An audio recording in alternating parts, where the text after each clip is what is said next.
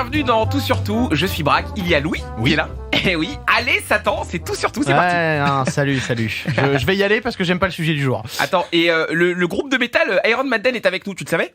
Pourquoi? C'est qui? Non? Attends, tu les connais pas? Non? Non, mais attends, ok, on reprend. Alors, aujourd'hui, on va parler de 666, le nombre de la bête, un nombre réputé diabolique. Voilà, et un des albums d'Iron Maiden s'appelle justement The Number of the Beast. Je sais pas si c'est leur meilleur album, en tout cas, mais il est quand même extrêmement incroyable. Mais de toute façon, je le dis tout de suite, il n'y a pas de mauvais album d'Iron Maiden. Oh, Il y en a ouais, pas. je sais pas, mais je te jure, je connais pas. Tu me conseilles vraiment? Non mais sérieux, mais attends, mais tu me rends fou. Mais oui, ça va. Mais fonce dessus. Et en plus, ça a super bien vieilli. Ils sont juste, mais trop forts. Tous, c'est des musiciens incroyables. C'est le meilleur du métal. Mais ils t'ont payé, c'est pas possible. Carrément. Non mais attends, franchement, je suis très sérieux. Ces deux-là, donne-leur une chance et tu vas voir. Tu me promets? Ok, promis. Ok. Bon, en tout cas, le nombre 666, ça m'angoisse, d'accord? Donc je veux bien faire cet épisode de podcast, mais juste pour toi.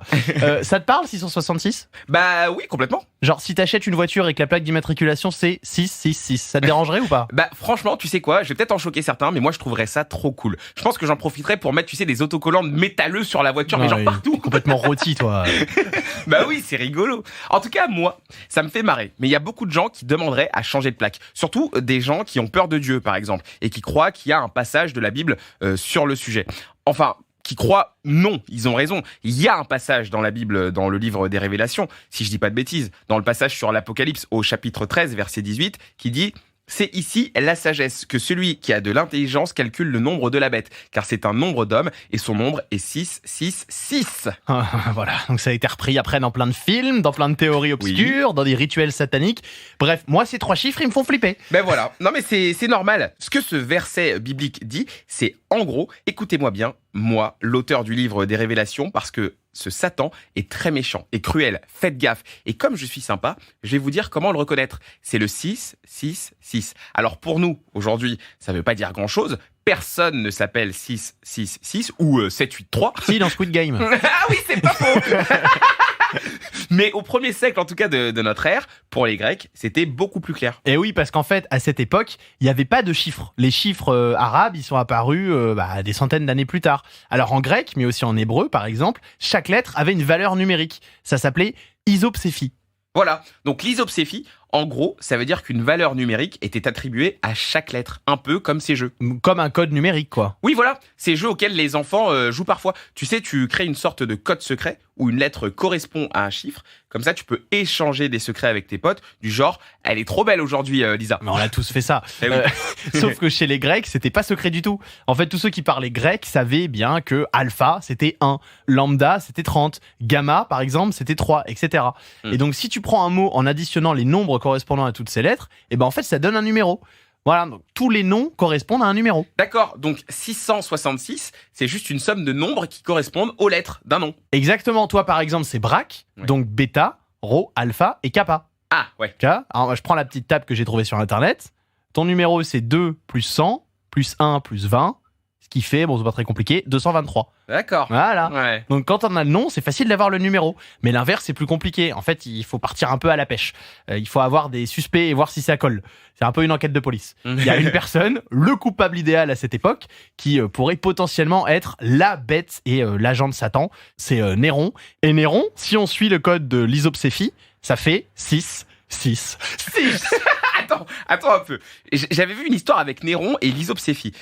C'était pas du tout ça. C'était que Néron, ça fait 1005 et que la phrase « il a tué sa propre mère », ça fait 1005 aussi. Comme s'il était couru d'avance qu'il tuerait sa maman. C'était un peu les complotistes de l'époque qui disaient ça. Mais bon, en tout cas, ça colle pas du tout avec ton 666. Ouais, non mais t'as raison. Néron, le prénom, ça fait 1005. Mais si tu prends le nom complet, en fait, il s'appelait César. C'est César Néron. Ah. Si tu le traduis en hébreu et que tu utilises l'iso... L'isopséphie. Je vous le dis, je n'arrive pas à le dire. Même dans la préparation de ce podcast. Ça fait 6, 6, 6. Non mais c'est n'importe quoi. Le livre des Révélations a été écrit en grec pour des locuteurs grecs. Ils pouvaient pas deviner qu'il fallait d'abord traduire un nom en hébreu. C'est vraiment tiré par les cheveux. Alors que ce processus d'isopséphie était beaucoup plus simple. Du genre, il y a même des graffitis qui ont été retrouvés à Pompéi.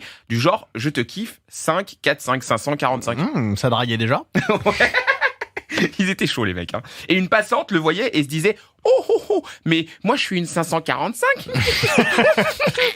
Bah, j'y crois pas une seconde à cette histoire de Néron à traduire en hébreu pour obtenir 666. Non, mais après, ce qui est intéressant, c'est l'idée qu'il y ait des messages codés dans la Bible. Alors, et ça, c'est passionnant, parce que le truc de Néron, c'est pas crédible. En plus, si c'était lui, ce serait quand même super daté. Hein. Je veux dire, le livre des Révélations, c'est censé être un classique intemporel. Ouais. Et Néron, aujourd'hui, on peut se le dire clairement, tout le monde s'en fout. Hein. Il a aucune incidence sur nous. Et moi, ce que je pense, si tu veux mon avis, c'est que le verset de la Bible, il a été mal traduit. Ah. Je pense que le nombre, en fait, 666, il désigne pas une personne en particulier, mais peut-être un peu plus les humains, tu vois, genre au sens large. Ouais. En fait, comme pour dire que Satan, bah, c'est pas Dieu. C'est juste une pâle imitation de Dieu et qu'il faut pas tomber dans le piège. Tu vois, ça vaut ce que ça vaut. Ouais, c'est pas mal. C'est une théorie qui se tient. En plus, le nombre de dieux, c'est 7, non? Oui, voilà, c'est un point de plus. Alors, ne partez pas avec un 6 si vous pouvez avoir un 7. C'est vachement mieux, en vrai. Voilà, alors 666, c'est soit Néron, soit ça veut juste dire que Satan est une imitation un peu pourrie de Dieu. Mais dans tous les cas, c'est un super album de ton groupe que je vais écouter absolument. Iron Maiden, exactement. Voilà, on est bien là. C'était tout sur tout, merci d'avoir suivi cet épisode. L'épisode du jour a été écrit par Josh Clark et Chuck Bryant, traduit par Nathalie Durand-Magne et produit par Noah Amar. Il est présenté par Braque et Louis, tous les deux animateurs sur Énergie, et tout surtout Culture Générale et un podcast Énergie et iHeart Podcast. C'est l'adaptation française du podcast le plus écouté au monde, le podcast américain Stuff You Should Know. Tous les épisodes sont retrouvés sur énergie.fr, rubrique podcast, sur l'app Énergie et sur toutes vos applications d'écoute préférées.